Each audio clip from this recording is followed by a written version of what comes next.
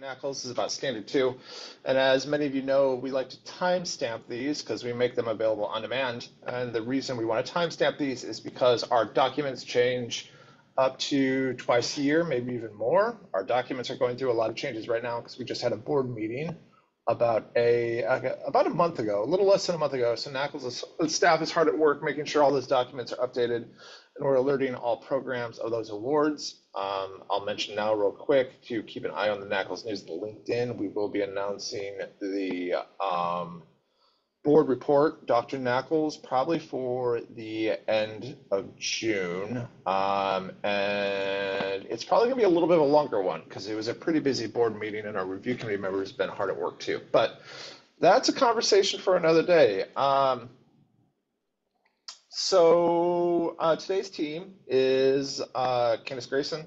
She is a member of PARC, and I am Mark Spence. I'm the Director of Strategic Initiatives at NAACLS. And as I mentioned before, we're talking about Standard 2. And while we will be talking about this in somewhat broad terms, specifically we'll be really focusing on ways to document, strategies to document what you're doing so our reviewers can associate or clearly identify the things you're probably already doing and the documentation they need to see. That's the phrase I was looking for. So let's start out with kind of broadly with this slide.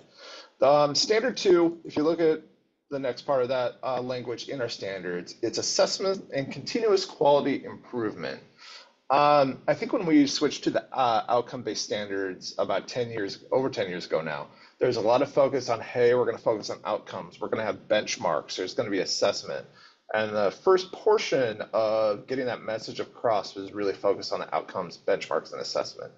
But I think one thing that kind of got lost, and it's helpful to kind of illustrate now that we're all used to benchmarks and outcomes and assessment, is also Standard 2 is very much about continuous quality improvement. What are you doing consistently throughout your board award, whether that board award is a 5-year initial award or a 10-year award, to make sure you're continuously modifying and assessing those modifications with the intent of improvement. So, and another kind of general slide before we get really started into the nuts and bolts of Standard 2, and then I will let our esteemed content expert speak. When you're thinking about what the self-study and thinking about what our reviewers need to see on the self-study, again, broadly speaking, what we need to see is a narrative kind of explaining what you're doing, because these reviewers are not familiar with your program, and then documentation so our reviewers can ensure what you're doing is already happening. So, Candi, I'll hand it over to you, but can you speak to the importance of really, as a reviewer, seeing programs connect the dots between narratives and documentation? So keep in mind, it's that general lab rule that we always follow, that if it wasn't documented, it never happened. So we have lots of discussions that we probably do in informal ways, and we make changes and we make modifications, but we need to have the documentation and that piece of something that shows us some substance that allows us to state what the change was, why the change was, what we did, how we figured it out, all of those kind of pieces that are putting those dots into place. Often when we look at a self-study, we need to be able to follow your train of thought. And like Mark said, you know your program well, but the people who are reviewing your self-study or reviewing with your site visit are not familiar at all with your processes and with your program. So you need to be able to show and be able to follow that trail along. So it's really making sure that narrative and documentation and the standard are all aligning. Just as a kind of a point of reference, since we're talking about self-study, make sure that when you pin those documents, that you kind of put a little space between those pins. Sometimes we've noticed that the pins are literally on top of each other, and then we can't click into those individual items. So again, I'm going to have a running theme of connecting the dots, but make sure those dots are understandable and we can view all the components. So real quick, we're going to take a look at the standard language itself, and then we'll get into some specific assessment strategies a little later. There may be some crossover with that. So 2A is the systematic assessment section of the standard, meaning there needs to be a documented plan for continuous and systematic assessment of the effectiveness of the program. So Candy, are there any items that you think are helpful in the narrative or the documentation for this as a reviewer? So I want to focus on that self-study requirement, that last paragraph piece where it says documentation, that the plan includes responsible individuals, processes, and a schedule or timeline. Keep in mind, this is where you're outlining all of the questions, the who, what, where, when. Who is involved? And it's not just the program director, but is it the program director discussing it with faculty? Is it director discussing it with advisory board? So it's all of those who components. The what are you reviewing? What tools? Is it a survey? Is it a conversation? Is it meeting minutes? Is it outcome? Is it data from a final exam? What is the tool? And the tools can be various.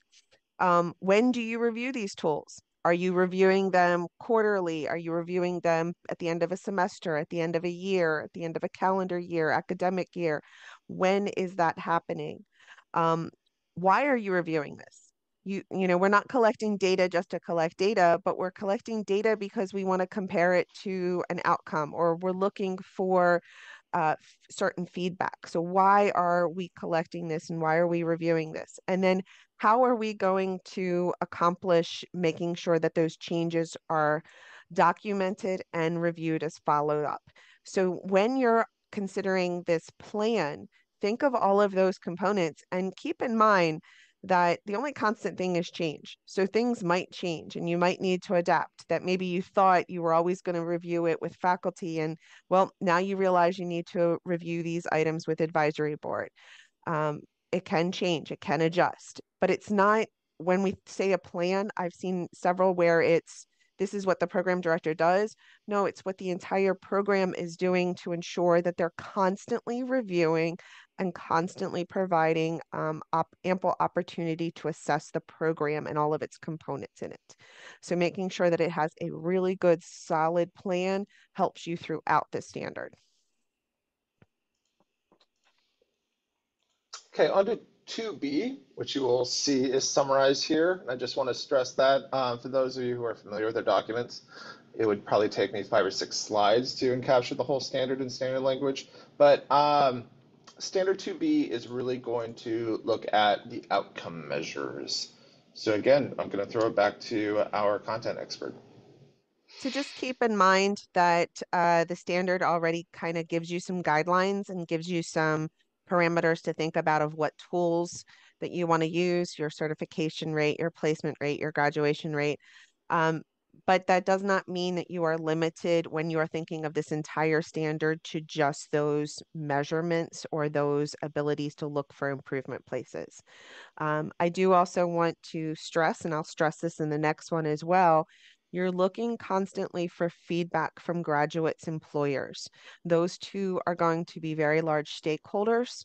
So make sure that either in that two-way component, when you're building your plan, you're looking for opportunities to get feedback from graduates and employers. Okay, let's move on to 2C and get to our friends, the graduates, employers. So 2C is really about assessment and then that modification, which we kind of commented on those first slides, and specifically the assessment modification into curriculum development, and then analyzing any effectiveness of the changes implemented. So Candy, we can either start here or we can jump to the next slide, which goes into the graduate and employer component, whichever you would prefer. Let me just stress something with 2C. If you have a good plan in place for 2A, obtaining your outcome measures for 2B and then monitoring and getting feedback and modifications and that continuous assessment that you see in 2C kind of comes into place. You'll notice in that narrative, you're talking about all the who's, the whys, the hows, what are you doing?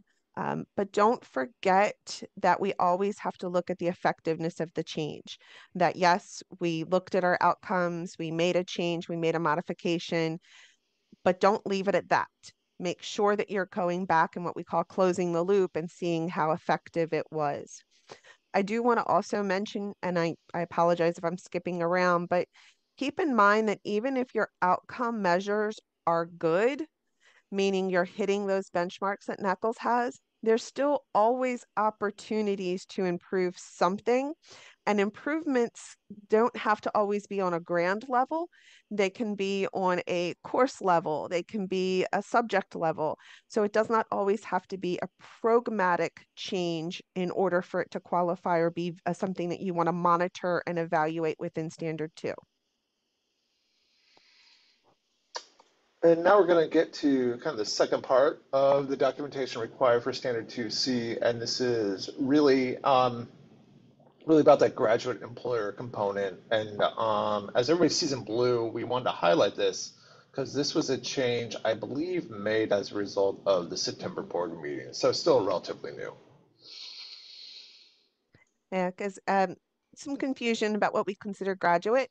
Some do an exit survey and some do a survey or get feedback because it doesn't always have to be a survey after a student or it becomes an alumni. Both of those are valuable, but you want to make sure that you're making sure that you're connecting that graduate and employer feedback.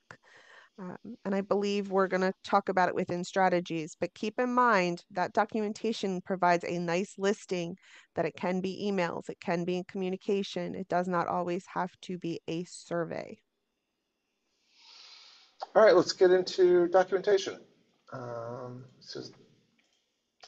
So first, aptly timed surveys are not necessary. There are other ways besides maybe that kind of very specific documentation that you can provide to the reviewers to connect the dots. Specifically, ways to kind of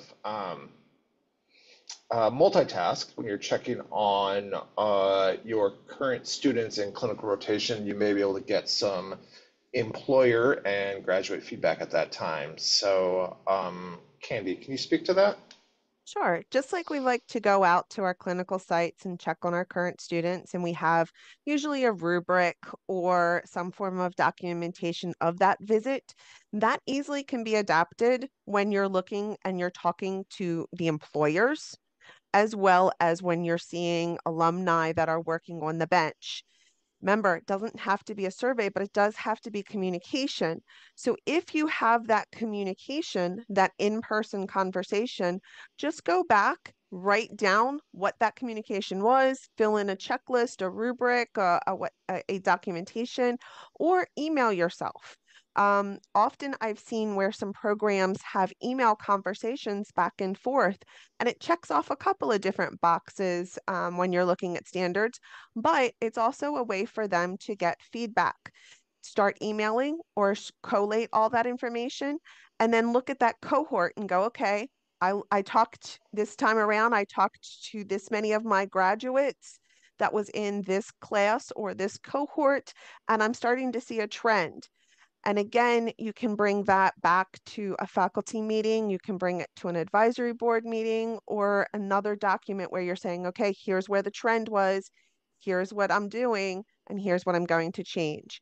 And we know that it's difficult when a lot of your programs have maybe one or two, but if you make sure that you're documenting that one or two conversation from faculty or parties, even documenting to yourself. I've been caught emailing myself just to kind of have a trail of I spoke with so and so today and here's what my conversation was so that I have a piece of document that I can go back later and go, okay, with my advisory board, I'm starting to see a trend where I'm seeing this. And I remember here's where my documentation was. So it's making sure that you have something tangible when you're talking about something that's going to be an idea or a conversation to change or to see if that implementation worked. All right, Kenny's doing the work for me because now we are going to get to advisory committee. So, being part of and hearing the review committees and the board discuss some program reviews, a common theme is programs saying certain items were covered in the advisory committee, but there is no way from an outside party, meaning site visitors or review committee members, to ensure that's happening. So, Candy, if you can kind of speak to that and maybe ways that as you as a reviewer would like to see that documented in minutes, and then maybe some other ways you can maximize the usability of your advisory committee to satisfy the standard. So I'm a strong proponent of using your advisory board and using those advisory board minutes.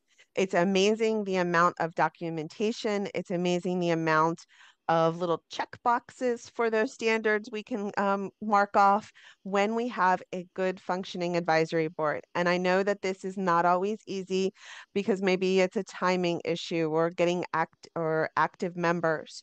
But start by maybe explaining the importance of the advisory board, that the advisory board there is to help assist and to really provide a voice of the profession, a voice of the employer. Once you have that, look at your advisory board members. If most of your advisory board members are end up being your employers, well, there you have a great way to say, I have employer feedback. But it's not just having them as a member. You want to make sure that when you're reviewing items, you're having an active discussion. And what I mean by an active discussion is it's more important that you say, Bob indicate when we were reviewing ASCP board scores, Bob said this, and my board members now agree that we should do this. And I will come back in the following year or the following meeting, maybe if it's annual, biannual, or what have you, and say, here's where we followed up to what Bob suggested and you approved, and this is how it's working. And we can see that. So I'm using your advisory board to not only provide feedback on outcomes, but make sure they're an active part of the discussion, make sure you're documenting the discussion, not just saying, this was discussed. We determined this. Make sure put some names to it. Make sure you put some outcomes to it. Make sure you put a follow-up to it. Make sure it's a running dialogue that here's my minutes, here's my agenda. Okay, now let's look at what minutes we said last time and are there any loose items, any follow-up items? Okay, now here's my new items. Making sure, again, you're following how that conversation works. It is an easy and great way to get documentation for your employers. And again, you could have a graduate on there. You can get some graduate feedback as well, but use them. Use them to review some of your surveys, some of your feedback, use them to look at your outcomes, get in exchange of ideas and make sure that exchange of ideas is written in your minutes. Look at your minutes. Are they meaty? Are they, can I feel like I was there even if I wasn't there by reading your minutes? Okay, next, and I believe you also alluded to this, ways to keep a running documentation of changes happening over time, whether that is an Excel file or a chart or other items. So, um, Candy, can you kind of mention what has worked for you personally as a program director, or maybe examples that you've seen working through self-studies? Sure. We can always say, here's an example, go ahead and do it, but is it what you can do? Is it what what works best for you? So I've seen many different ways that people find that works best for them. Sometimes it's an Excel file and they go and they all document changes by cohort or by year or by class. And the nice thing about the Excel files, I've also seen them in a Word chart form, is you can put columns and say, okay, this was the data reviewed. This is who reviewed it and when. This is what we determined. And then they've come back and they've said, okay, now at this date, this is what we determined whether it was effective or not effective and why or how. So it's kind of like a running dialogue where they have it all in one document. And again, I've seen them as an Excel or a chart, but they can refer back to minutes or surveys, but they have one document that allows them to see all of the components, where the data was collected, where it was evaluated, what change they determined, and whether it was good or whether it functioned or didn't function. It's again being able to clearly see those pieces. It makes it a little bit easier for you as the program director because you have this one document that you can then share with the site visitors, but also sometimes it's this one document that you can share with your administration, share with your faculty, your advisory board, and so on. But you know that you have all of the components to back it up in other places. As I said, it's that making sure that all of your dots are connected. Sometimes as a reviewer, we see pieces, but we don't understand how you made that jump. Something that allows you to organize it can also help us to see where that jump or where those connections are made. Keep in mind, one of the largest things that we miss or don't see as a self-study or a site visitor is the effectiveness of the change. We see the documentation, we see the plan, we see where you had a discussion and what you decided to change, but we often don't see that wraparound piece of where did you go back and evaluate that the change was either functioning or didn't function for your program. And then to kind of sum up, once again, we've mentioned this a few times, but obviously it's because Candy and I have seen this or heard this question multiple times. Standard two is about assessment and continuous quality improvement. And you can have 100% outcomes. You can be on your second 10-year award, but if you're not continually assessing and modifying and then assessing those modifications and the effectiveness continually and keeping that process going, you're going to run into a citation. That's standard two has really turned out to be the core of the NAACLS process. All standards are important, but it's really that standard two that takes a lot of time from our reviewers, and I can only guess takes a lot of times from our program directors. And then that's an automated click right there. And then once you kind of get in the groove of things, once you find strategies that work and you're easily and clearly being able to connect the dots, as we said, just as a tip, this is not a requirement, but as a tip, try to keep those processes consistent when possible. If you have to use different methods, that's okay. But ways to make the information as easily digestible to your reviewers as possible is going to help you in the long run. Like Candy said, something as even as thoughtful as making sure that the pins on the self-study aren't lined up on top of each other, that files are clearly labeled in a detailed way where they know exactly if they need to revisit the affiliation agreement from Mercy Hospital in Jefferson County, they don't have to click through 18 affiliation agreements to find that. So little items like that, the way to name it, and those little extra elements you can add to your self-study and site visit at the end, again, aren't requirements, but will pay off for you as the program director in the long run. And So, and go if I ahead. can just interject, and keep in mind, Absolutely.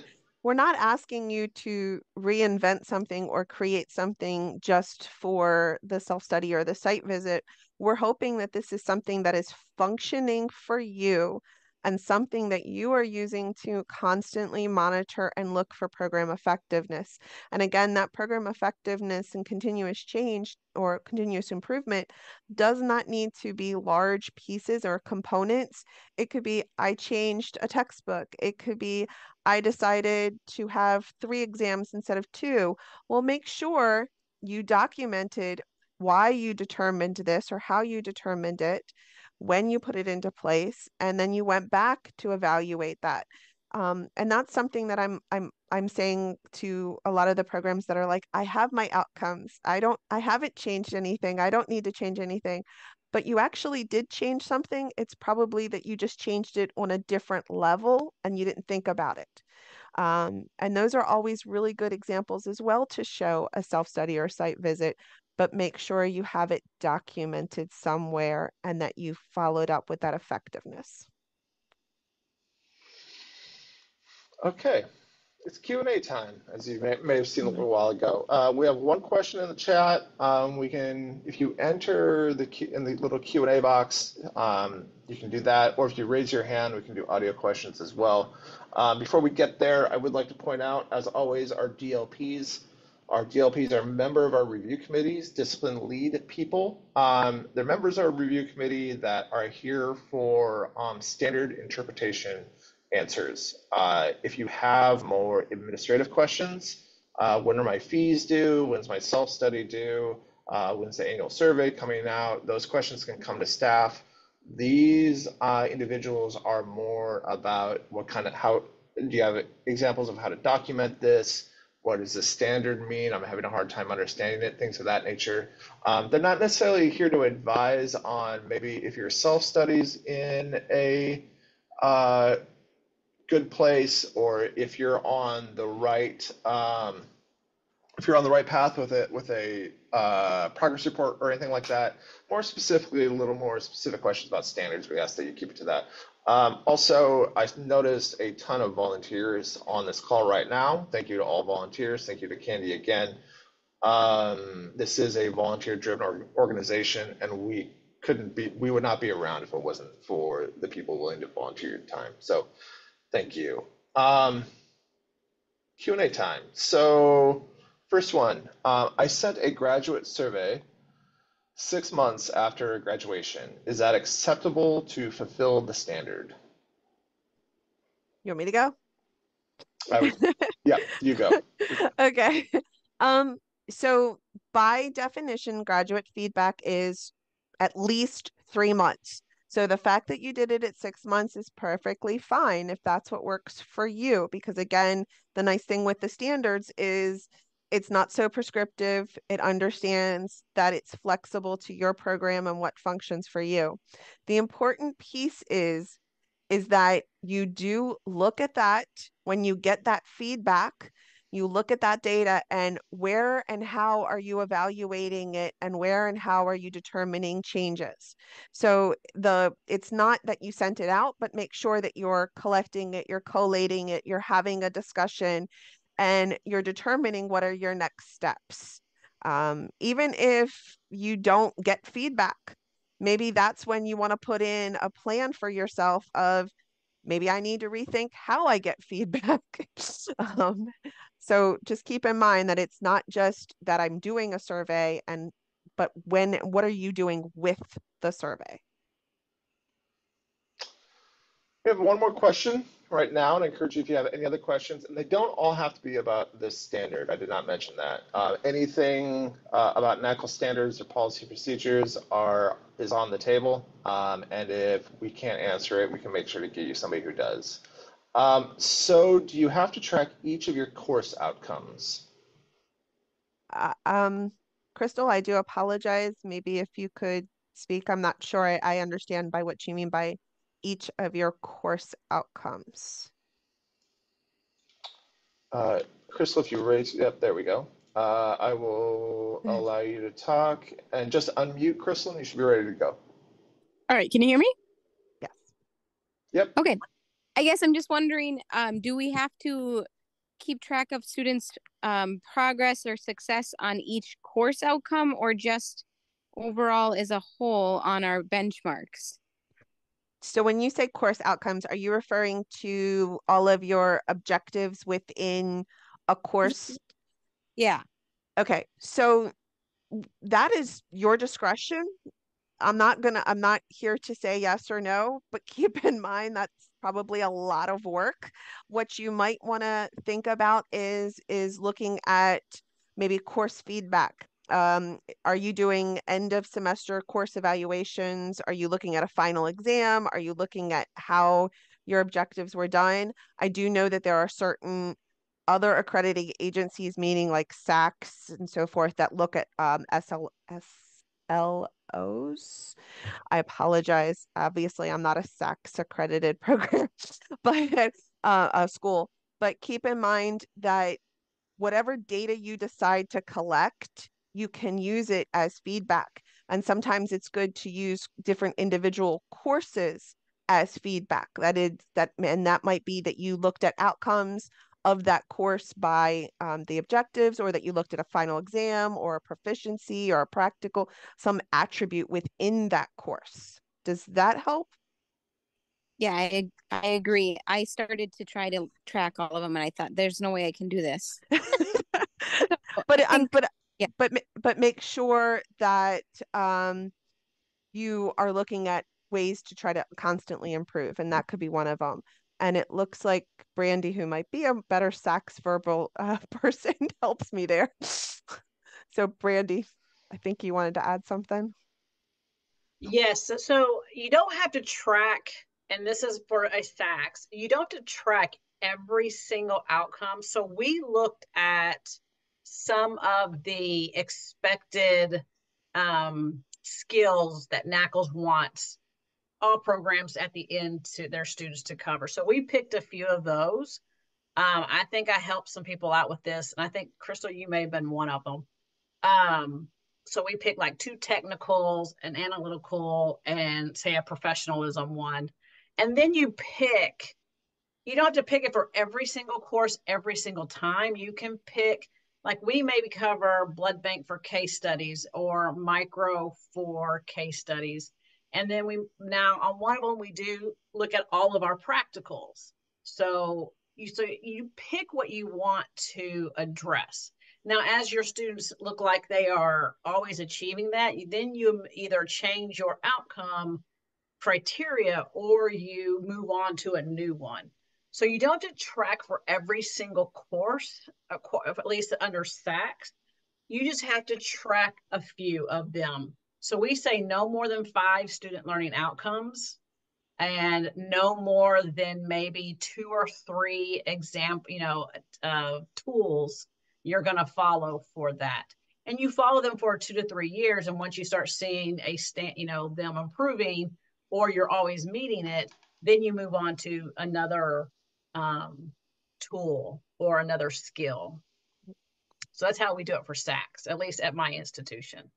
Thank you, Brandy. And I have seen where, keep in mind that we know that there are requirements that your institution might have you do for another accreditation or another purpose. Sometimes you can offset or modify it slightly so that you're meeting both the NAACLS requirement and that other requirement. And then again, you're not having to reinvent or do something that is not unaccustomed to your institution. Okay, just so everybody's clear, all that conversation was about SACS. That was not NAACLS, because I didn't want somebody to kind of clue it in the middle of it and be like, wait a minute, what's going on? Go ahead, Carrie. One of the things I was going to suggest, which addresses Crystal's comment and just in general with tracking for NAACLS, is I have a hard time remembering exactly what all my faculty do in specific courses they teach. So what I ended up doing was making a spreadsheet that everybody can see, all of our full-time faculty, and of course, I'm the holder of the spreadsheet. And so when my faculty do make a course adjustment, which could be because of a certain outcome they're looking to meet, whether it's accreditation outside of NAACLS or for NAACLS, I have them put that in their spreadsheet so that when it comes time to me working on a self-study or an interim report for NAACLS, I can go and see what they have. We're having conversations about it too, but it may not be till 2 years down the road till we have our next self-study. And then you forget about things, especially those smaller little things. And I have found that to be really helpful, that at the end of every semester, I remind my faculty to go in and, if you've done anything in your courses to improve student progress or whatever, they didn't like the textbook, so you want to look at a different textbook, to put it in that table. And it's been very helpful. And again, with the wonderful things of like OneDrive or a Google Drive, that is something that you might want to consider when you're sharing it with multiple people, or an email conversation. Or I've also seen it where course evaluations say, this is my feedback for this course, this is what I said I would do last year, and this is now my response to those. Again, that running type of dialogue because we do forget things. Thank you for both. Thank you for that, Carrie.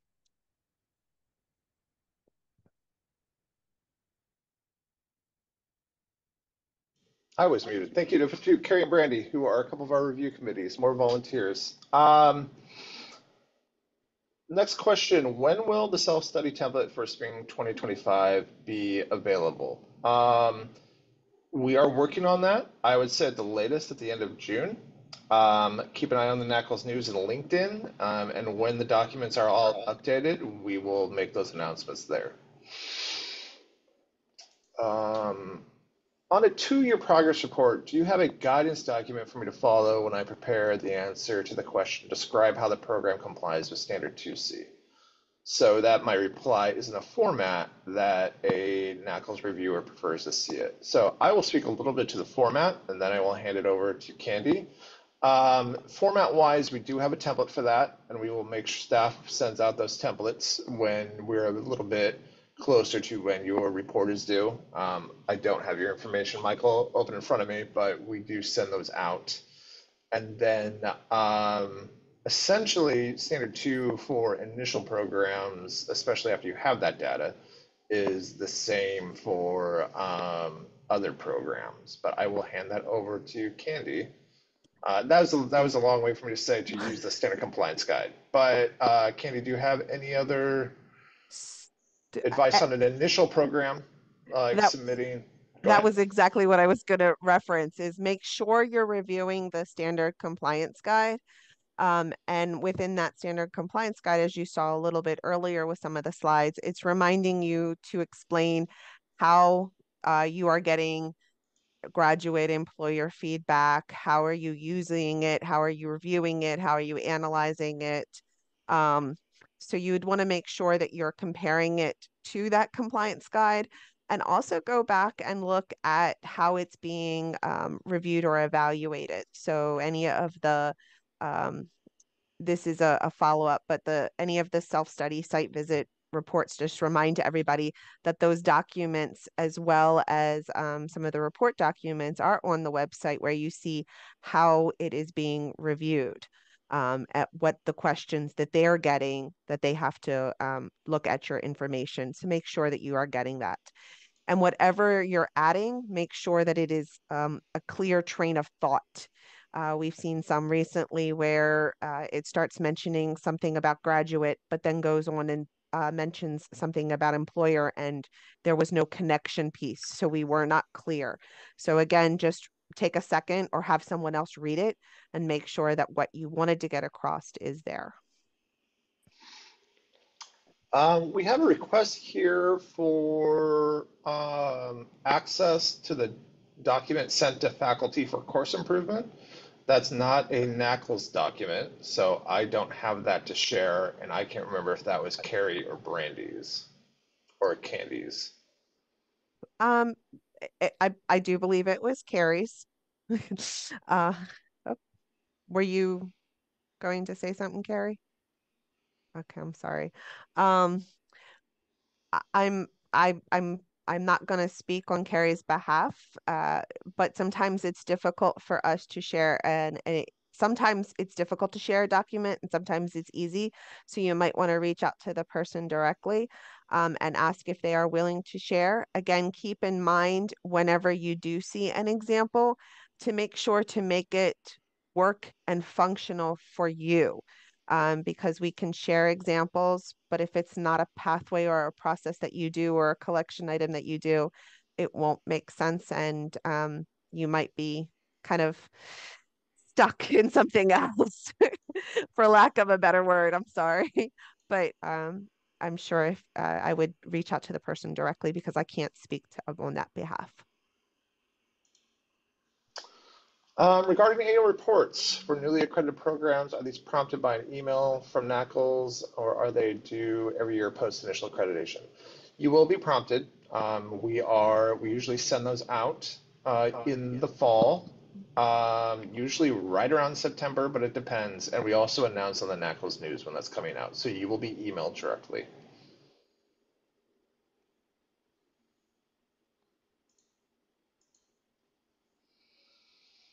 These all have been We great are, questions. yep, very lively. And it's been a while since somebody's done the audio question. It's been a nice change.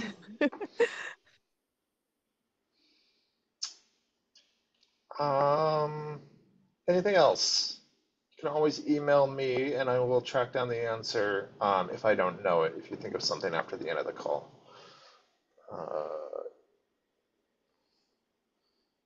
Is NAACLS considering changing reported outcomes data to separate exam participation versus exam pass? We haven't had extended discussions about really changing outcome language at all, because then we completely lose the trends of the previous data we've collected before. So beyond maybe smaller conversations that don't escalate on the committee or the board, I would say no. My email address and all staff email addresses is on the website, NAACLS.org. If you go to the program directors page, you will see every DLP that's associated with your discipline, as well as the staff liaison. I am under DRC, so you can either contact your staff liaison and they will assist you, or my email is just my first initial M as in Mark and my last name Spence, SPENCE at NAACLS.org.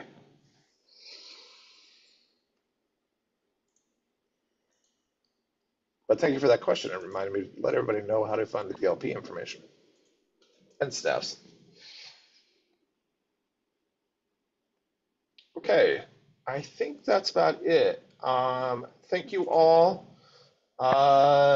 Once again, thank you to Candi and the volunteers that jumped in with a little more information.